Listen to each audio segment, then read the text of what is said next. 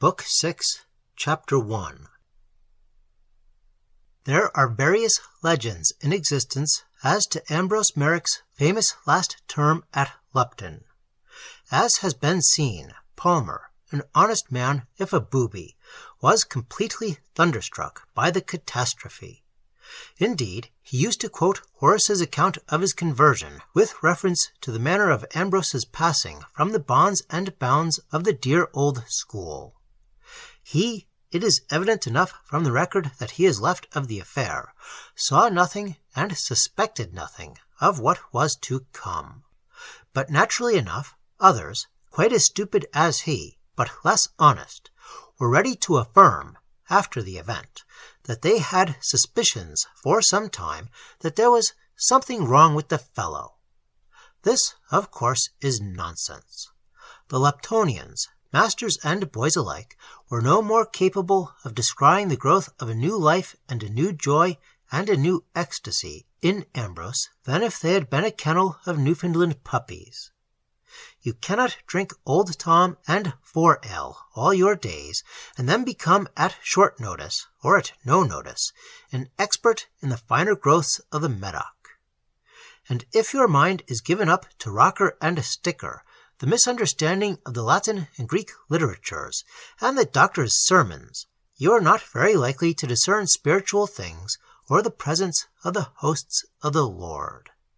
It was all nonsense. They saw nothing, or if they saw that Meyrick was looking very fit and pleased with himself, they thought it natural enough in view of his achievements and his prospects.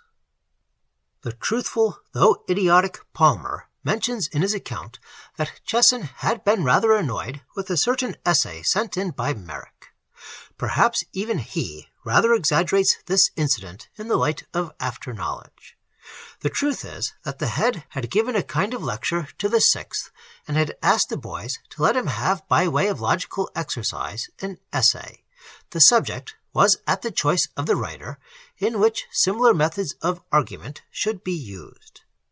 Meyrick sent him in, as he readily confessed, by far the best essay, only it was devoted, by the way, to a satirical refutation of the matter of the doctor's lecture. Original writing on any subject was not a strong point with the sixth at Lupton.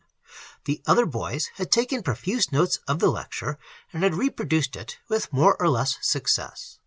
This, as the doctor said, was not in the least what he had asked for, and he complimented Meyrick on having been the only one in the form to see the point of the exercise. "But," as he said, "I must say that I am sorry for one thing. It is not that I gather from your essay that you do me the honor to disagree with me. Opinions are matters of very little consequence, so long as they are not held with any spirit of conviction.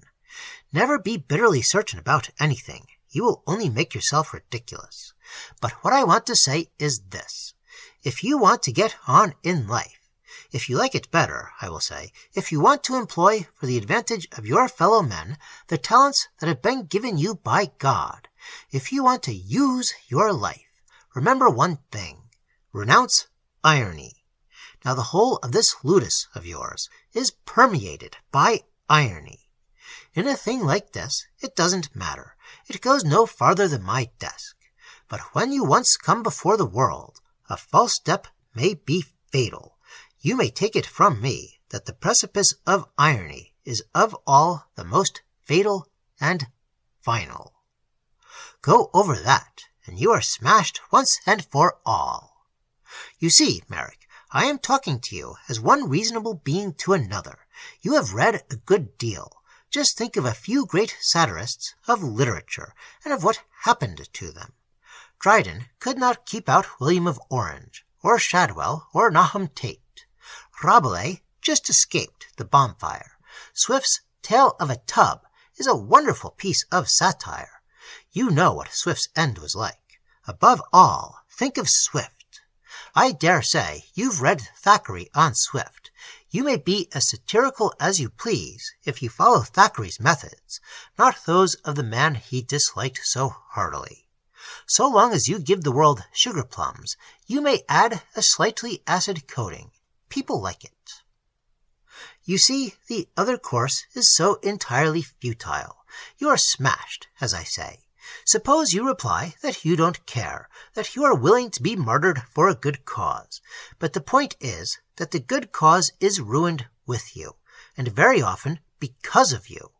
You must see yourself that your case is bound to suffer if you begin your speech by letting the jury know that you consider them a pack of fools. Just think it over, Meyrick, will you? The lecture on which the essays were to be written was a brief analysis of superstition and superstitious beliefs. Chesson had run through the various arguments by which, as he said, the superstitiously inclined generally defend foolish beliefs and more foolish practices.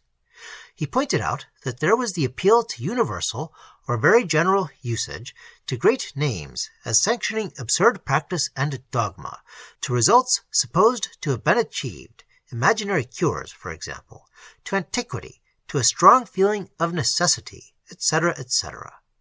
Then he showed how profoundly irrational most superstitions were. There was usually no connection between the supposed cause and the supposed effect, and he drew the attention of the boys to the fact that when the outworks of a system of thought were confessedly ridiculous, there was no reason to suspect that the central dogmas were in the same case, since the one derives from the other. Thus, he said, from the manifest folly and immorality of many of the Catholic miracles, so-called, we may legitimately enough draw conclusions far from favorable to the whole Catholic system. In the same way, if you saw a man dancing naked in the street, you would not be very likely to ask his advice on any serious question. Absurdity in externals, in lesser things, probably proceeds from absurdity or madness in great things. The doctor showed, too, that the superstitious habit flourished chiefly amongst ignorant, backward peoples, whose minds were kin to those of children. This, he said, is a weighty argument. If we find a doctrine or a practice commending itself readily enough to immature ages of life, to children, to ages of immature thought, to the Middle Ages, to immature peoples, generally such as Spaniards and southern Italian peasants, while at the same time the doctrine or practice in question would be laughed at by 9 scientific men out of 10, then you are probably right in thinking such a doctrine or practice absurd. The lecture ended by showing that we should at least suspect every system which did not lead to some material benefit. We are more or less children of matter. We have been placed on this material sphere under material conditions. We are justified, then, in demanding that any doctrine proffered for our acceptance shall justify itself materially. If it cannot do this, we have reason to conclude that it is somehow or other out of harmony with the scheme of things to which we belong, that is, that it is false. Compare the state of superstitious savages with the state of Christian England from this point of view. Excluding all higher considerations, the savage as a whole fails materially. He is uncomfortable, while the Englishman is comfortable. Again, compare, still from the same point of view, the condition of an enlightened Protestant operative in some great industrial centre, say in Lupton, with the condition of a superstitious Irish peasant on his bog farm. The same result is given. The English Protestant is much more comfortable than the Irish Roman Catholic. Take a third instance. Think of what a country, a city, a house were like 500 or 600 years ago. And then think of the enormous improvements that have been effected, rapidity and security of transit, creation of sanitation, vast improvement in lighting, etc., etc. For the third time, our method gives the expected result. The modern, free from superstition, is in every way more prosperous materially than his superstitious ancestor who lived before the Reformation. Note the cumulative force of the instances. In each case, superstition is allied with poverty and discomfort, just as a particular microbe produces a particular disease. Ambrose sent in an essay on the folly of eating and drinking. He showed that in the first place it was absurd to defend these ridiculous practices because they were the custom of all, of universal usage. It had once been the universal usage, in civilized states at all events, to hear Mass. It had been the universal usage to believe in witchcraft and omens. Secondly, it was idle to quote the names of great authorities in praise of meat and drink, since great authorities could be cited in favor of the most absurd and the most monstrous beliefs and practices. Then, why allege the apparent benefit received through these insane orgies? There were people even at the present day who were ready to testify to the benefit they had received through bathing in holy wells, through kissing the moldering bones of a dead man, through uttering various irrational formulae called prayers. Once such testimony would have been well nigh universal. In neither case, either of the few moderns or of the many ancients, do we attach the slightest credibility to these reports of apparent benefit. The plea of antiquity was, of course, out of court. It had been advanced in favor of every abuse, of every rank absurdity. If it had been listened to, we should still be in the condition of the Australian blackfellows. It was quite true that men had been eating and drinking for countless ages. They had been committing many other disgusting, irrational, criminal, useless, and offensive actions for countless ages. So far as the argument from antiquity was of any force at all, it was an argument establishing a high degree of probability against the utility of roast beef and beer, walnuts and water. Astrology was as ancient a practice as any of which we have record. Its antiquity is presumption of its absurdity. Then people would say that they felt they must have something to eat and drink. A Chinaman would tell exactly the same story of his opium pipe, an alcoholic maniac of his wine, a habitual smoker of his tobacco. Each of these deluded persons would pretend that he could not live without his stimulant or his narcotic, and would probably suffer severely, for a time, if it were denied him. The vicious craving induced by the habit co-operating with the imagination, so that a very real state of misery would be induced. Yet neither opium, wine, nor tobacco is generally accounted a necessary of life.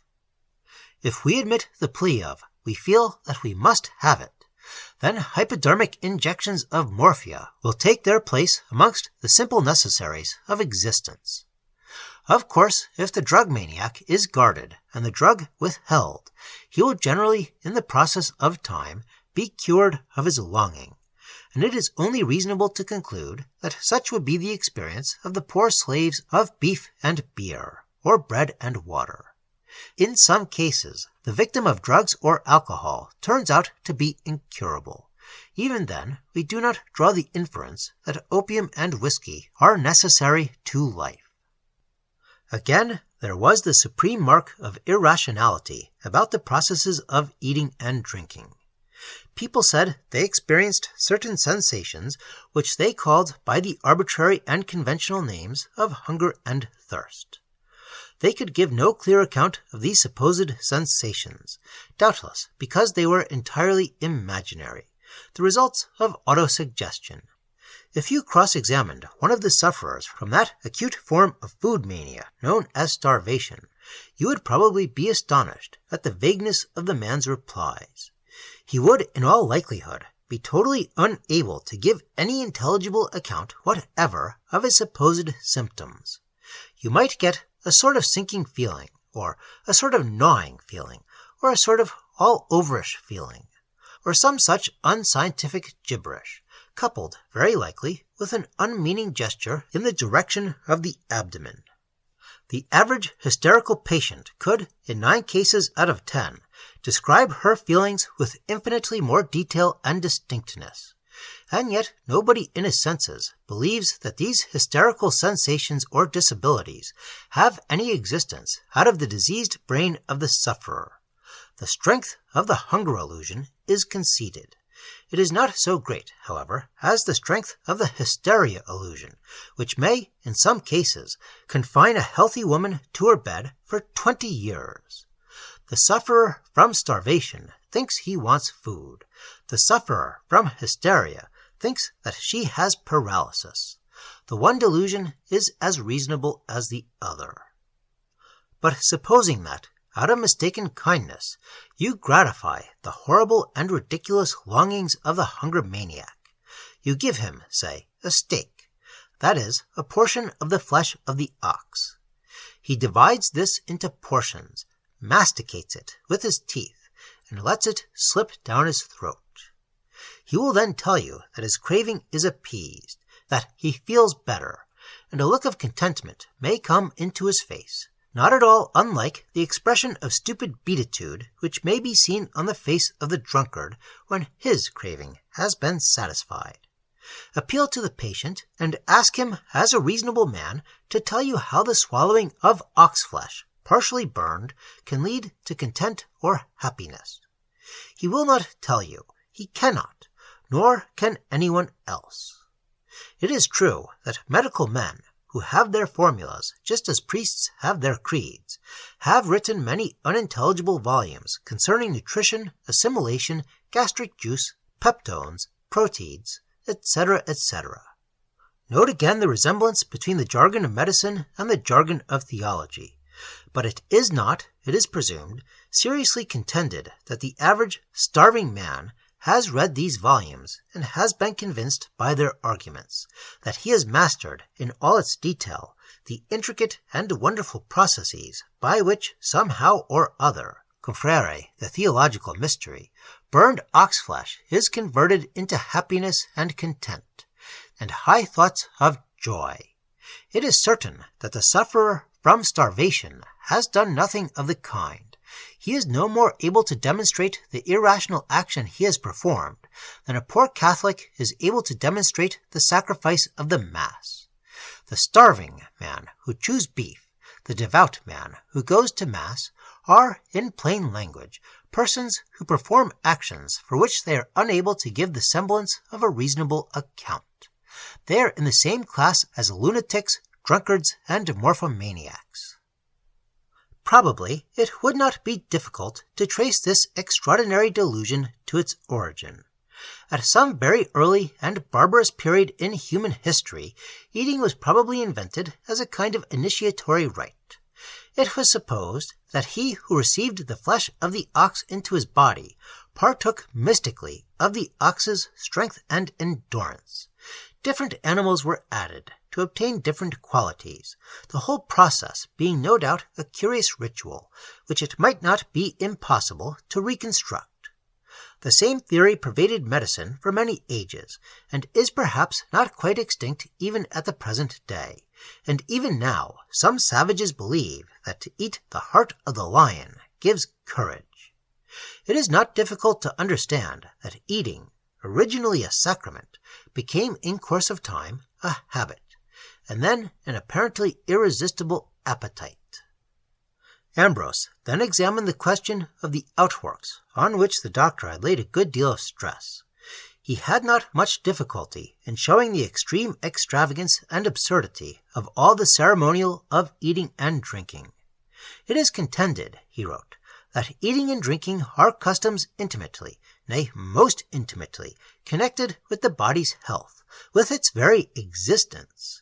If this were really so, one cannot think that men would have surrounded these actions with a grotesque and elaborate social ritual. A man does not gather his friends round him when he has to undergo a serious operation. He does not send out cards when he intends to take a dose of medicine. It is not even customary to make the bathroom a social center. If eating and drinking be, as it is urged, of vital consequence to bodily health and existence, then they are the intimate concerns of the body, and every consideration of decency demands that such matters be attended to in strict privacy. We have seen that in reality a dinner party is an irrational relic of a forgotten rite, a true superstition, in fact, and on this hypothesis the crazy ceremonial practiced on such an occasion becomes comparatively intelligible. Otherwise, such a function would have no counterpart out of Bedlam, and few within it. Further, let us consider what eating at the present day really implies. No man will pretend that mustard and horseradish are necessary to life. No man can maintain that dishes are rendered more wholesome or nourishing by the addition of elaborate sauces and condiments, or that a jelly sustains and fortifies any the more by being made in an extravagant shape and colored with some bright pigment. If food were taken as a necessary, probably 5 minutes would be sufficient for its consumption. It would be prepared in some soluble and digestible form, and would be swallowed by the bedside, the first thing in the morning and the last thing at night. It would certainly not be served to people dressed in silly costume by ministrants in a sillier. It would not be disguised in all imaginable shapes and colors, concealed by strange flavorings on a board richly draped, decorated like an altar with lights and flowers, while in some cases music is played on a band of instruments. Note how all these circumstances fit in with the theory of a savage rite of initiation. The outworks, then, of eating and drinking are positively maniacal in their irrationality. We may safely conclude, therefore, that the whole system is profoundly unreasonable, absurd, and unjustifiable. It was clear, he showed, that eating and drinking made their chief appeal to barbarous and backward peoples and ages.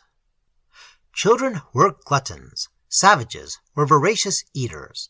In the Middle Ages, people devoured terrible gargantuan banquets, and uncultured and unscientific people in all parts of the world could scarcely think of a festival of any kind without thinking also of enormous meals, washed down by enormous draughts of liquor. In fact, a feast had come to be synonymous with the act of eating and drinking to gross excess.